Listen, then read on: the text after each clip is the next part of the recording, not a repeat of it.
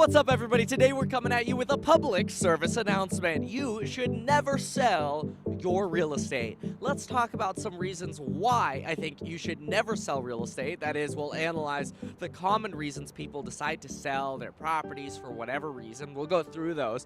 Then we'll talk about some alternatives, and then we'll talk about some actual reasons you might really consider selling. Let's get into it. Look, this has been studied time and time again, but Tom Ferry and the New York Times have frequently said that over the long run, homeowners are significantly more well off by the time, say, 30 years go by with their net worth. Oftentimes, they have 20-fold the net worth of regular tenants. That is, people who just want to be tenants for their entire life. The reason for that is pretty simple. Real estate is an incredible store of value. It is a forced savings account, and it is an impressive way to force yourself to stay in the market and ride the appreciation wave that is real estate over the long run. But look, a lot of people give reasons why you should sell. We're going to break those apart one by one. Let's get into those reasons specifically. The 5 main reasons why people will sell their real estate is, number 1, they're moving because they want a larger or smaller house. This makes sense. Downsizing, upsizing,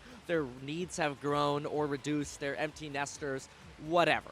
The second reason is people cash out because they want to chase a different opportunity. The third reason is they think they can time the market.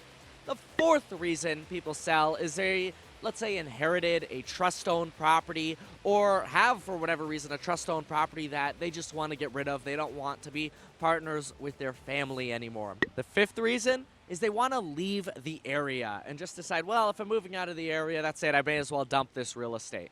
Well, for one reason or another, I pretty much think every single one of these reasons is a mistake. Let me give the overarching reason why selling real estate is a mistake, and then we're going to give you some alternatives. The number one most important reason why I hate selling real estate, and keep in mind this is coming from a real estate broker, make my living off selling real estate, but I tell this to all of my clients: if you can keep your real estate, keep your real estate. Number one reason I hate it, folks: selling costs. Selling real estate is extremely expensive. Usually in most areas, you're paying 2.5% to 3% per agent to sell the house. You usually have 2 agents. So what does that mean? That means you're usually looking at somewhere between 5 to 6% in agent commissions to sell a house. But it's not just that. Then you got to pay transfer taxes, escrow fees, title fees, a bunch of other junk fees and notary fees and natural hazard zone disclosure report fees, which nobody reads anyway. And guess what? Now you're easily into it for another percent. Then, what are you left with after that? Well, after that, you're probably going to have to negotiate some repairs on the property, which, let's just go ahead and add yet another percent for that. So all of a sudden, you think, oh, it's a good idea to sell? Well, you're probably into it for 7 to 8% on the value of the property to sell. Now keep this in mind. There's a disparity here. This is really important to note. You're paying 7 to 8% on the value of the property. Let's say you have a $300,000 house, and if you sold, you would walk away with $100,000 in proceeds after paying your debt and your selling costs and all of that. Well, to get that $100,000 out, you would have had to pay about $21,000 to $24,000 in fees just to unlock access to that $100,000. Well, all of a sudden, 7 to 8% starts looking more like 20% that you are paying in costs to unlock that $100,000. All of a sudden, selling starts looking pretty dang painful, and you're like, you know what, wait a minute, let's back up a second here. Do we really want to sell? Because what's another downside of selling? Well, the other downside of selling, not only the extremely high costs associated with selling, but number 2 is you are now losing the locked-in appreciation ride that you're on. That is, most people sell and they end up waiting before rebuying, or they just don't rebuy, or they don't reinvest their money. They do what a lot of financial gurus suggest, and they just pay off stupid things like a car loan or student debt using their asset. Look, I mean, I'm all for paying off debt, but paying off student debt and car debt should be done with your active income. To get rid of a house, to clear yourself of debt and paying all those selling fees, I mean, you're basically now, in my opinion, getting robbed by the banks. And in my real estate investment course, I am all about teaching people how to take advantage of banks. I think we actually have some bankers in the real estate investment course, so I hope you're not watching this. But anyway, the point is, you should do whatever you can to pay off credit card, student loan, car debt in other ways than selling real estate, because the fees are so high, and the odds are you're not going to stay on the roller coaster of continuing to own and control real estate.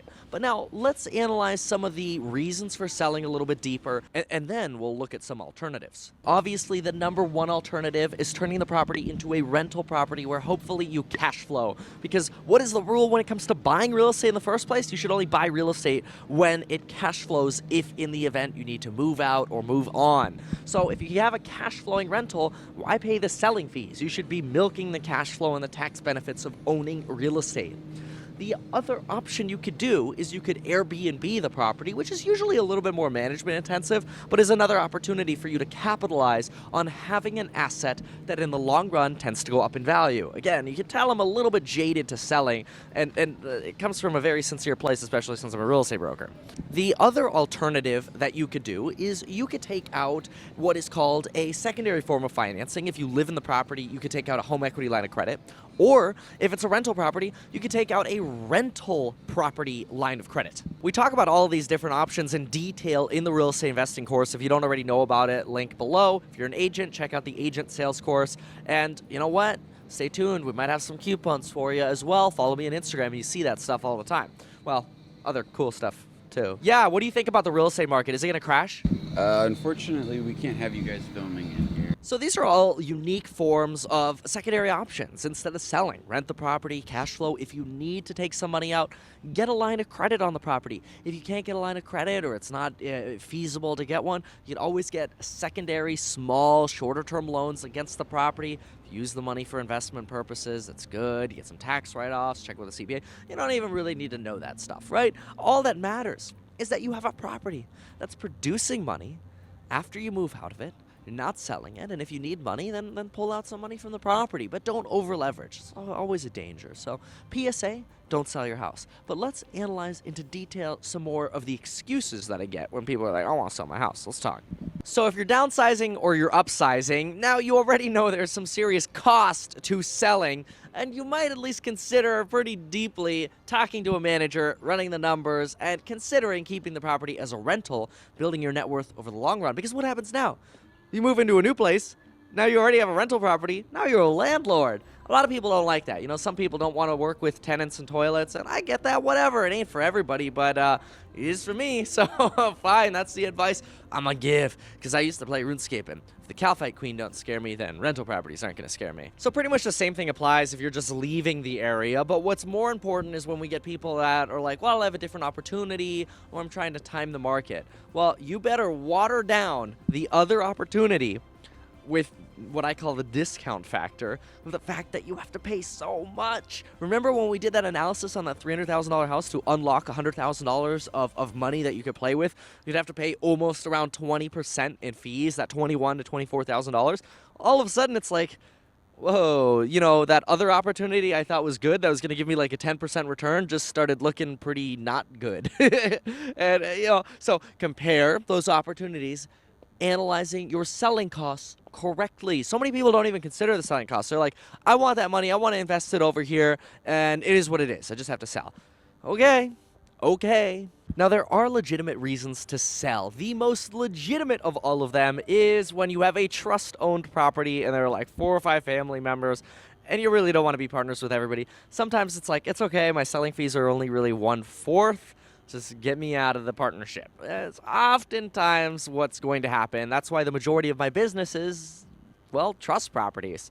The other part of my business are from investors that have what are called fully depreciated properties, and they need to do a 1031 exchange into another property. You really don't have to know what I just said. Just know that investors sometimes have a reason tax-wise an incentive to move over to another property. So those are like my two favorite legitimate reasons to sell. I think sometimes also if you have like a luxury property that's really expensive, that's not going to rent well or is going to be a big liability, sometimes even like pool properties, yeah, all right, I might give you a pass and say, all right, yeah, you're right, let's sell in such a case. But otherwise, I see it as really, nobody talks about not selling, especially in the real estate industry. And that's not to say that anybody's jaded or whatever. I mean, everybody has to have their own reason to own a property or sell. I mean, I get it.